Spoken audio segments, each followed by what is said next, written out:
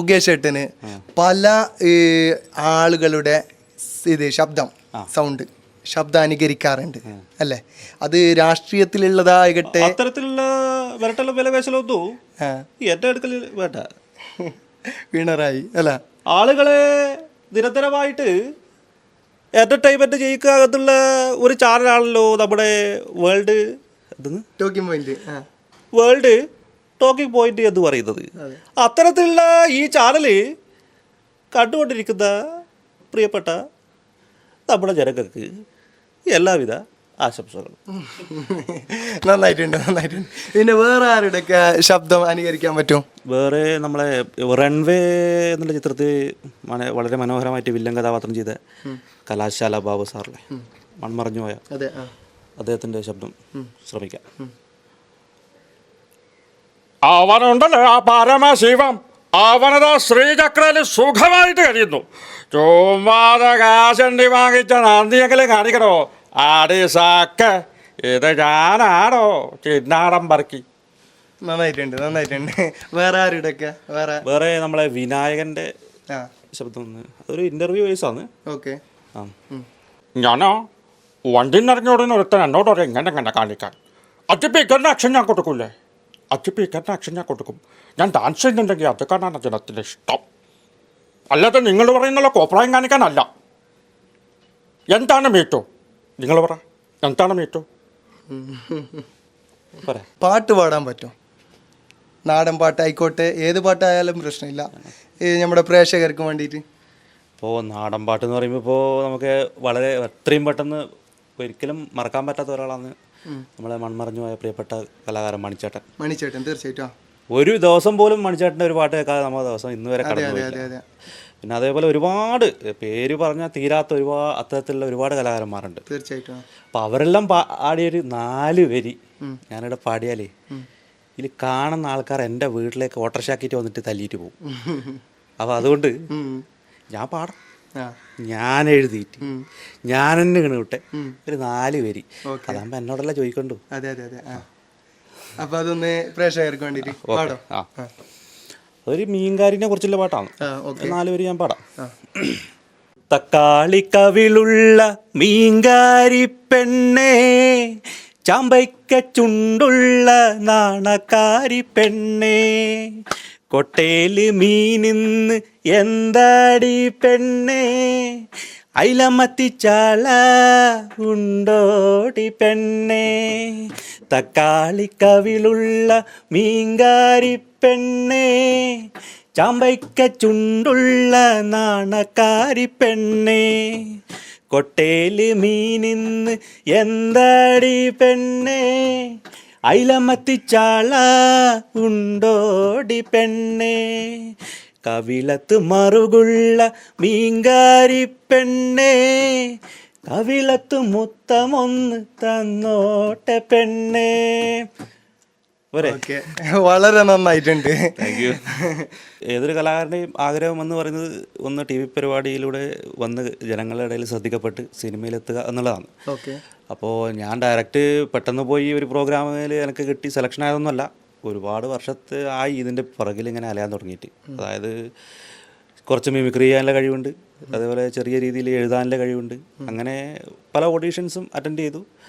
അങ്ങനെ ഞാൻ ഒരു പ്രാവശ്യം ഏതോ ഒരു ഗ്രൂപ്പിൽ നിന്ന് കിട്ടിയൊരു ഒരു കാസ്റ്റിംഗ് കോൾ ഉണ്ടല്ലോ നമ്മളെ, അങ്ങനെ ഒരു ഓഡീഷൻ അയച്ചതാന്ന് ഈ അമൃത ടി വിയിൽ ഫണ്ട്സ് അപ്പോൺ ടൈമിൽ അവർ വിളിച്ചു. അത് 2-3 പ്രാവശ്യം ഞാൻ അറ്റൻഡ് ചെയ്തു ഓഡീഷൻ. അത് ഒറ്റ പ്രാവശ്യം സെലക്ഷൻ ആയതല്ല, അങ്ങനെ 2-3 ഘട്ടം കഴിഞ്ഞിട്ടാണ് റിയാലിറ്റി ഷോയിലേക്ക് സെലക്ഷൻ ആയത്. അതിലെത്തിയപ്പോൾ തന്നെ എനിക്ക് ഒരുപാട് ഒരു മാറ്റം, നമുക്ക് ഒരു ചാനലിലെത്തി പരിപാടി ചെയ്യുമ്പോൾ നമുക്ക് വേണ്ടുന്ന കാര്യങ്ങളൊക്കെ പഠിക്കാൻ പറ്റി. നല്ല രീതിയിലെ പരിപാടികൾ അതിൽ അവതരിപ്പിച്ച് കൊണ്ട് അതിൻ്റെ ഫൈനലിലേക്ക് എത്തി. അതൊരുപാട് സന്തോഷമുണ്ട്. അതുകൊണ്ട് കുറച്ച് പടങ്ങളിലും ചെയ്തു. ഇപ്പോൾ ഏകദേശം എത്ര പടങ്ങൾ അഭിനയിച്ചു? പടങ്ങളിൽ ഇപ്പോൾ അത് ചെറിയ ചെറിയ വേഷമാണ്, അങ്ങനെ വലിയൊരു ത്രൂ ഔട്ട് വേഷവും നമുക്കൊന്നും പെട്ടെന്നൊന്നും അങ്ങനെ എത്ര വലിയൊരു കലാകാരനായാലും ഈ ഇപ്പോഴത്തെ സിനിമയിലെ റൂട്ട് പറഞ്ഞ ബന്ധങ്ങളാണല്ലോ.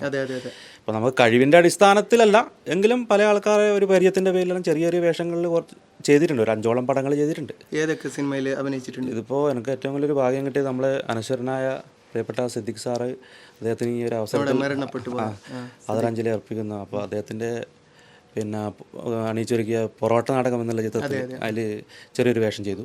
പിന്നെ നമ്മളെ ഹോംബാളെ ഫിലിംസിൻ്റെ കാന്താര KGF അവരുടെ ഒരു പടമുണ്ട്, പിന്നെ ബഗീര എന്നുള്ളൊരു പടം.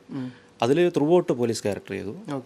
നല്ല വേഷം. അതിൽ നായകൻ്റെ കൂടെ തന്നെയുള്ള ഒരു പോലീസായിട്ട്. സിനിമ തീരുന്ന ഇതിലൊരു പ്രശ്നം എന്ന് വെച്ചാൽ എല്ലാ പടങ്ങളും റിലീസാവാനുള്ളതാണ്. ഒന്ന് അഭിനയിച്ച സിനിമ സത്യം പറഞ്ഞാൽ റിലീസ് ആണ്, അത്ര എല്ലാം റിലീസാവണം. ഏകദേശം ഒരു 1.5 വർഷത്തോളം സ്റ്റാൻഡപ്പ് കോമഡി ചെയ്തു. സീസൺ 3 ഫൈനലിസ്റ്റായി. ആ ചാപ്റ്റർ തീർന്നു. പിന്നെ സീസൺ 4 ഇപ്പോൾ കണ്ടിന്യൂ ചെയ്യുന്നുണ്ട്. അതേപോലെ തന്നെ ഇപ്പോൾ അതിലിപ്പോൾ ഏറ്റവും ഗുണം കിട്ടിയത് ഒരുപാട് സെലിബ്രിറ്റീസ്, ഒരുപാട് നമ്മൾ ചിന്തിക്കാൻ പറ്റാത്ത കലാകാരന്മാരുണ്ടല്ലോ മലയാള സിനിമയിൽ ഒക്കെ ആയിട്ട്. നമ്മൾ ഡയറക്ടേഴ്സിൻ്റെ മുമ്പിൽ ഒരുപാട് പേരുടെ മുമ്പിൽ പെർഫോം ചെയ്യാൻ പറ്റിയല്ല. നല്ല നല്ല അഭിപ്രായങ്ങൾ ആൾക്കാർ അവരിന്ന് കിട്ടിയിട്ടുണ്ട്. ദിലീപേട്ടൻ, ഉണ്ണി മുകുന്ദൻ, അതേപോലെ ഒരുപാട് ആൾക്കാർ 1.5 കൊല്ലത്തോളം പരിപാടി ചെയ്യുമ്പോൾ അറിയാലോ അത്രത്തോളം സെലിബ്രിറ്റീസിന്റെ മുമ്പിൽ. തീർച്ചയായിട്ടും. പിന്നെ അതേപോലെ ഇപ്പൊ കാസർഗോഡ് നിന്ന് എത്രയോ ആൾക്കാർ സിനിമയിൽ എത്തിപ്പെടുന്നുണ്ട്. പണ്ട് സത്യം പറഞ്ഞാൽ ഒരു കാവ്യാമാധവനിൽ ഒതുങ്ങുന്ന ഒരു സാഹചര്യമാണ് മുമ്പ് നിലവിലുണ്ടായത്. പിന്നെ ഇപ്പോൾ അതേപോലെ കാസർഗോഡ് കുറെ ഷൂട്ടിംഗ് ഒക്കെ കാസർഗോഡാണ് കൂടുതൽ നടക്കുന്നുള്ള സിനിമന്റെ അല്ലേ. പണ്ട് അവഹേളനം കൊണ്ട് കാസർഗോഡിനെ മാറ്റി നിർത്തലാണ്, പോലീസുകാരെ സ്ഥലം മാറ്റാനും അതുപോലെയുള്ള ഒരു സാഹചര്യത്തിലാണ് സിനിമയിലായെങ്കിലും അല്ലെങ്കിലും നമുക്ക് പൊതുവെ കാണാറുള്ളത്.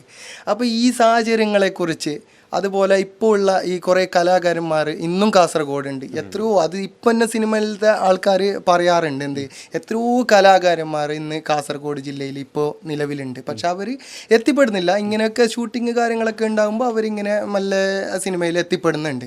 അപ്പോൾ കുറേ ആൾക്കാർ എത്തിപ്പെടാത്ത ആൾക്കാരോട് എന്താ പറയാനുള്ളത്? നിങ്ങളെ അനുഭവങ്ങൾ നിങ്ങൾക്ക് പറയാനുണ്ടാവുമല്ലോ. അതായത് ഇതിന് ഒരുപാട് കാര്യങ്ങളുണ്ട്. ഇതിൽ ഒന്ന് പിന്നെ മെയിനായിട്ട് വേണ്ടത് നമ്മൾ സാധാരണക്കാരന് സാമ്പത്തികം തന്നെയാണ് എല്ലാറ്റിനും ഒരു പ്രശ്നമായിട്ട് വരുന്നത്. ഇപ്പോൾ പണ്ടെല്ലാം സിനിമയിലെ ഒരാളെ അതിൻ്റെ പിന്നണിയിൽ ഒരാളെ കാണണമെങ്കിൽ എറണാകുളം പോകണം. കണ്ടുപിടിച്ച് വരുമ്പോഴത്തേക്ക് നമ്മൾ ചിലപ്പോൾ പിന്നെ കല്യാണം കഴിക്കാത്തവർക്ക് പ്രശ്നമില്ല, കഴിച്ചവരാണെന്നുണ്ടെങ്കിൽ കുടുംബം ഇതിന് നോക്കാൻ ആളുണ്ടാവില്ല. അപ്പോൾ അതൊരു സാഹചര്യം. പിന്നെ നമ്മളെപ്പോലുള്ള ആളുകൾ പിന്നെ നമ്മൾ ഏതൊരു കാര്യം ശ്രമിച്ചാലും ഒരു പരിധി വിട്ട് കഴിഞ്ഞാൽ മനുഷ്യന്മാർക്ക് മടുപ്പ് വരും. എന്ത് കാര്യമായിക്കോട്ടെ, സിനിമ എന്നല്ല ഏതൊരു കാര്യമായാലും നമുക്ക് അതിനൊരു റിസൾട്ട് കിട്ടുന്നില്ലെങ്കിൽ നമുക്കൊരു മടുപ്പ് വരും. തീർച്ചയായിട്ടും. അങ്ങനെ ഇപ്പം ഞാനിപ്പോൾ ഒരു സുപ്രഭാതത്തിൽ പിന്നെ അങ്ങനെ ചെറിയൊരു രീതിയിൽ അറിയപ്പെട്ടു ഒരു വ്യക്തിയല്ല. ഞാനൊരു ഏകദേശം ഒരു 10-15 വർഷത്തോളമായി ഇതിൻ്റെ പിറകിൽ നെഗറ്റീവ് അറിയാലോ, നമ്മളെ നാട് നല്ലത് പറയുന്നവരുണ്ട്, മോശം പറയുന്നവരുണ്ട്. തീർച്ചയായിട്ടും നെഗറ്റീവിൻ്റെയും പോസിറ്റീവിൻ്റെയും ഇടയിലൂടെ ഇങ്ങനെ ജീവിച്ചു പോകണം. അപ്പോൾ നമ്മൾ ചിലപ്പോൾ ഒരു ഓഡീഷന് പോകും. ഓഡീഷന് പോകുന്ന സമയത്ത് ചിലപ്പോൾ നമുക്ക് കിട്ടണമെന്നില്ല. ഇല്ല. അങ്ങനെ രണ്ടാമത്തേന് പോകും. അങ്ങനെ 10 എണ്ണം പോകുന്ന സമയത്ത് ചിലപ്പോൾ 1 കിട്ടും. അങ്ങനെ കിട്ടിയിട്ടില്ല കുറച്ച് ആൾക്കാർ നമ്മളെ കാസർഗോഡ് ജില്ലയിൽ നിന്ന് അറിയപ്പെട്ട് വന്നിട്ടുണ്ട്. ഇപ്പൊ വേറൊരു കാര്യം എന്ന് പറഞ്ഞാൽ പടം ഇങ്ങോട്ട് കാസർഗോട്ടേക്ക് വരാൻ തുടങ്ങി. അതുകൊണ്ട് നമ്മളെപ്പോലുള്ള ചെറിയ കലാകാരന്മാർക്ക് അവസരങ്ങൾ കിട്ടും. കാരണം പിന്നെ ഇപ്പൊ കാസർഗോഡ് മുമ്പ് കലാകാരന്മാർ ഒരുപാടുണ്ട്, പക്ഷെ അവർക്ക് ഈ സാഹചര്യം കൊണ്ട് എത്താൻ പറ്റുന്നില്ല. എറണാകുളം ആയതുകൊണ്ട് എത്താൻ പറ്റില്ല. അതേപോലെ കാവ്യാമാധവൻ, അതുപോലെ വിനീത് അല്ലെ, നീലേശ്വരമുള്ള വിനീത്, പിന്നെ തമിഴ് ആക്ടർ ആര്യ, അതുപോലത്തെ കുറെ 2-3 വിരലിലെണ്ണാവുന്ന ആൾക്കാരെ ഉണ്ടായിരുന്നുള്ളൂ. ഇന്ന് അതേപോലെ മഹിമ നമ്പ്യാർ, അനഘ നാരായണന്, പിന്നെ ശ്രീവിദ്യ, എത്രയോ ആൾക്കാർ സിനിമയില് വലിയ പൊസിഷനിൽ എത്തിക്കഴിഞ്ഞു. അപ്പോ അതേപോലെ ഇപ്പൊ നിങ്ങൾക്ക് ഇനി സിനിമ ആയിട്ട് മുമ്പോട്ട് പോകാനാണോ താല്പര്യം? എങ്ങനെയാണ് നിങ്ങൾ നേരത്തെ പറഞ്ഞതിന്റെ ബാക്കി തന്നെ പറയുന്നതാണെങ്കിൽ ഇപ്പോ നെഗറ്റീവും പോസിറ്റീവിന്റെ ഇടയിലാണല്ലോ നേരത്തെ പറഞ്ഞ പോലെ നമ്മളെ ഈ ഒരു മേഖലയിലെ യാത്ര. അപ്പോൾ പിന്നെ ഇതിൽ ഒരു ഘട്ടം കഴിഞ്ഞാൽ ഉപേക്ഷിച്ച് കഴിഞ്ഞാൽ നമ്മൾ പരിശ്രമിച്ചതിന് പലവില്ലാതായി ആയിപ്പോവും. നമ്മളൊരു ലക്ഷ്യത്തിലേക്ക് എത്താൻ വേണ്ടിയിട്ട് നമ്മൾ എന്ത് കഷ്ടത സഹിച്ചാലും നമ്മൾ എത്തണമെന്നില്ല മനസ്സിനൊരു ഉറപ്പുണ്ടെങ്കിൽ നമ്മൾ എന്തായാലും പിന്തിരിയാൻ പറ്റില്ല. അത് ഞാൻ ഇനി ഒരു പടത്തിന് ഓഡീഷനും പോകുന്നില്ല എന്ന് പറഞ്ഞിട്ട് വീട്ടിൽ പോയിട്ട് വന്നു കഴിഞ്ഞാലും നമ്മൾ അടുത്ത കാസ്റ്റിംഗ് കോൾ അയച്ചിട്ട് നമ്മൾ പോകും. അത് നമ്മളൊരു സ്പിരിറ്റാണ്. അപ്പോൾ അതുപോലെ പിന്നെ ശ്രമിച്ചത് കൊണ്ടാണ് എനിക്ക് ചെറിയ അവസരം കിട്ടിയത്. അപ്പോൾ ഇനിയിപ്പോൾ ശ്രമിച്ചിട്ട് പിന്നെ എന്നെ കൊണ്ടൊന്നും നടക്കൂലപ്പാന്ന് ഒരു നെഗറ്റീവ് ചിന്താഗതിയോട് നിൽക്കുന്നവരോട് എനിക്കൊന്ന് പറയാനുള്ളത്, ഒരു നെഗറ്റീവും ഇല്ല. നിങ്ങൾക്ക് എന്തായാലും മുമ്പോട്ട് തന്നെ വരാൻ പറ്റും. പിന്നെ നിങ്ങൾക്കൊരു കഴിവുണ്ടെങ്കിൽ നാളെ ചെറിയൊരു വേഷത്തിലാണെങ്കിലും നിങ്ങൾക്ക് സിനിമയിലായാലും അഭിനയിക്കാൻ പറ്റും. അതിനുള്ള ചെറിയൊരു ഉദാഹരണമാണ് ഞാൻ വലിയ ആളൊന്നുമല്ല ഈ ഉപദേശം പറയാൻ വേണ്ടിയിട്ട്. അപ്പോൾ അതാണ് എൻ്റെ ഒരു കാര്യം എന്ന് പറയുന്നത്. അല്ല, ഇപ്പോൾ പൊതുവെ ഇങ്ങനത്തെ മീശ വെക്കാറുള്ള ആൾക്കാരെ കാണുമ്പോൾ ഒരു ഗുണ്ടാ ലുക്ക്, വില്ലൻ ലുക്ക് അല്ലേ, അങ്ങനെയാണ് പൊതുവെ. അപ്പോൾ ഈ മീശയുടെ രഹസ്യം എന്താണ്? മീശക്ക് പ്രത്യേകിച്ച് രഹസ്യമൊന്നുമില്ല, പരസ്യം തന്നെയാണ്. പിന്നെ എൻ്റെ പരസ്യം, അതായത് OMR എന്ന് പറയുന്ന സമയത്ത് ഒരു കൊമ്പൻ മീശ, ഒരു ഗൗരവം, എന്നാൽ പറയുന്നത് സ്റ്റാൻഡപ്പ് കോമഡി. നമ്മളൊരു വിചാരിക്കാത്ത ഒരു ആൾ, ഒരിക്കലും നമ്മൾ വിചാരിക്കില്ല അയാൾ കോമഡി ചെയ്യുന്നു.